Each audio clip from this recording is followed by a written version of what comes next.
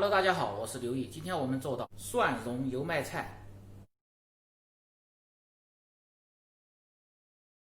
首先准备油麦菜500克，油麦菜一定要清洗干净，这个根部这个位置一定要把它掰开，看里边有没有虫子或者是泥沙之类的。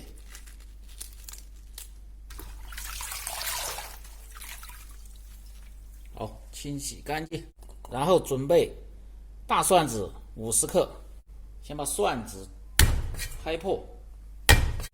做蒜蓉油麦菜的，这个蒜泥一定要剁细点，而且蒜的量稍微要用大一点，把蒜泥剁细一点，然后在炒制的时候，它更容易出这个蒜的蒜香味儿。剁成这样就可以了。油麦菜清洗干净，一定要控干水分，要不然你炒的时候它会出很多的水，影响口感。然后把油麦菜前边稍微有点粗的地方可以用刀拍一下，然后切成段儿，前边稍微切短一点，然后后边带叶的位置可以稍微切长点，然后放入盆中。好，准备好开炒。把锅烧干，下入色拉油，油温3成热的时候，就油温低一点，就先下入蒜泥。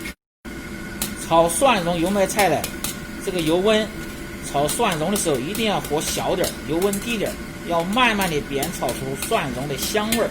下入适量的盐，炒蒜蓉油麦菜盐的量稍微要重一点。先放入盐的炒制蒜蓉，它不容易糊，而且呢还更容易出味道。这蒜蓉小火煸炒，大概在1分半到2分钟之间，炒至这个蒜蓉可以感觉到微微的发黄。先放盐呢，可以使你在炒这些叶类的蔬菜的时候，炒出的盐味更均匀。炒至微黄的时候，可以先加入适量的水，先熬一下，这样蒜香味更香。这个时候就可以下入切好的油麦菜。油麦菜下锅一定要火稍微大一点，开大火炒这种菜要大火快速的翻炒，关紧火口，放入鸡精、味精和少许的白糖，然后放在火上。